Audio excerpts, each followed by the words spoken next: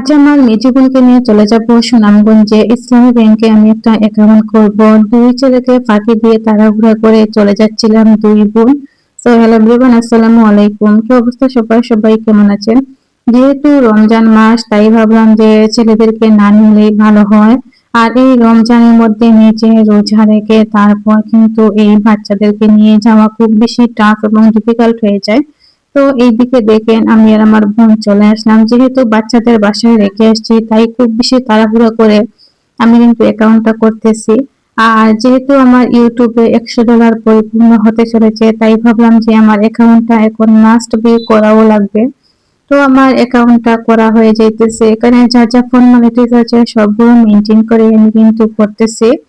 তো গাইস, আপনাদেরকে আমি একটা জিনিসই বলবো, আপনারা যারা ফেসবুক এবং ইউটিউবের জন্য পেআউট সেটআপটা করবেন, আপনারা দয়া করে ইন্টারন্যাশনাল ব্যাংকগুলো দেওয়ার ট্রাই করবেন। যেহেতু আমার সোনালী ব্যাংকে একটা অ্যাকাউন্ট আছে, যার কারণে আমি কিন্তু এখন ইসলামী ব্যাংকে অ্যাকাউন্ট করতেছি। সোনালী ব্যাংকগুলো কিন্তু ইন্টারন্যাশনাল ব্যাংকের আওতায় পড়ে না, তাই আমি ইসলামী ব্যাংকে অ্যাকাউন্ট করতেছি। আর আমি ইউটিউবে ইসলামী ব্যাংকের অ্যাকাউন্টটাই সেট আপ করবো।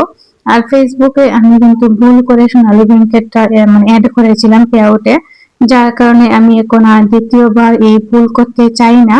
তো আপনাদেরকে একটা জিনিস সাজেস্ট করবো, আপনারা যারা যারা নতুন ইউটিউব এবং ফেসবুকে কাজ করতেছেন, আসলে আমি যখন নতুন ছিলাম তখন কিন্তু আমি অ্যাড করেছিলাম, বাট ফেসবুকে কাজ করতে করতে অনেকটাই ধারণা হয়ে গিয়েছে, তাই ভাবলাম আপনাদের সাথে শেয়ার করি। আপনারা ভুলেও কিন্তু সোনালী ব্যাংক আর পিএলসি ব্যাংক, প্রাইম ব্যাংক এই ব্যাংকগুলো অ্যাড করবেন না। এইগুলো অ্যাড করলে অনেকটা টাকা কেটে নেয়, আর ট্যাক্স যে আছে ওই ট্যাক্স থেকে অনেকগুলো টাকা কেটে নেয়। আমি কিন্তু এই সমস্যার সম্মুখীন হয়েছি, যার কারণে আপনাদেরকে বলতেছি।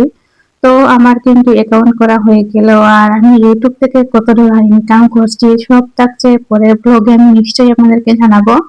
তো আমি অনেক বেশি খুশি, কারণ আমার ইউটিউবে $100 পরিপূর্ণ হতে চলেছে আর আমি এখন ব্যাংকটা অ্যাড করব। তারপর দেখি এইদিকে অনেকগুলো বাজারও চলে আসছে বাসায়। বাসায় বাজার আনলে সব সময় আমার আম্মু বলেন যে আমি বাজারগুলা গুছিয়ে ঠিকঠাক মতো জায়গা মতো রাখবো। আর বাজার করতে গেলে তো আমার খুব বেশি ভালো লাগে। তো বাজার বাসায় আনার পর আমি সবগুলো দেখতেছি ঠিকঠাক মতো আনলো কিনা। আমি তো অনেক বেশি খুশি যেদিন বাজার বাসায় নিয়ে আসেন। আসলে বাজারের দিনগুলো অন্যরকম একটা ভালো লাগে। আর এখানে এতগুলো বাজার, আমার ছেলে তো এক এক করে তুলতেছি, আমিও তুলতেছি। তো আপনাদের কি অবস্থা? রোজার বাজার, আমাদের রোজার বাজার করা হয়ে গেল। আর প্রায় সব বাসায় রোজার বাজার কিন্তু হয়ে যাইতেছে মোটামুটি, কেউ কম কেউ বেশি, এইটাই হচ্ছে গিয়ে তফাৎ। তো আলহামদুলিল্লাহ আমাদের বাজার রোজার। তো এইদিকে রান্না করতে হবে, আজ ফুলকপি রান্না করব, যেহেতু কালকে রোজা রাখবো। আর আজ যেহেতু প্রথম তারাবি, প্রথম রোজা, তো গরুর মাংস রান্না করব। আর এইদিকে দেখেন আমি কিন্তু ফুলকপিটা বানিয়ে নিতেছি, আর অন্যদিকে ভাতও বসিয়ে দিলাম, একসাথে ভাত হইতেছে আর অন্যদিকে আমি ফুলকপি কাটতেছি। তো এইদিকে আমি ভাতটা ভাতের মাঠটা ঢেলে নিতেছি। আর ভাত কিন্তু ঝরঝরে না হলে আমার একদম ভালোই লাগে না। ঝরঝরে ভাত দিয়ে গরম গরম ভাতের সাথে ফুলকপি খুব বেশি জমে যাবে, আর এইগুলো আমার অনেক বেশি ভালো লাগে।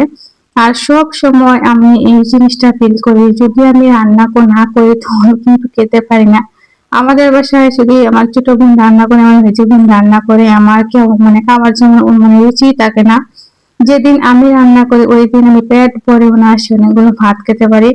যার কারণে সবাই আমার থেকে রান্না করায়, আমার হাতের রান্না নাকি অনেক বেশি মজার হয়।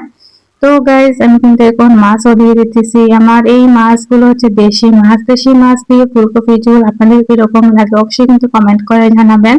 এদিকে অনেকগুলো ধনিয়া পাতাও অ্যাড করে দিলাম, কারণ ধনিয়া পাতা যারা আমার ভালোই লাগে না। তারপর দেখেন আমার ফুলকপির ফাইনাল লুক হয়ে গেল। ফুলকপি এখন টমেটো দিয়ে একটা ঝোল রান্না করব। টমেটো আর দেশি বড়ই দিয়ে রান্না করব। টমেটো আর দেশি বড়ই পাতলা ঝোল আমার আম্মা খেতে পছন্দ করে, যার কারণে আমি রান্না করে নিতেছি। তো আমার ভিডিওটি ভালো লাগলে অবশ্যই লাইক কমেন্ট দিয়ে পাশে থাকবেন।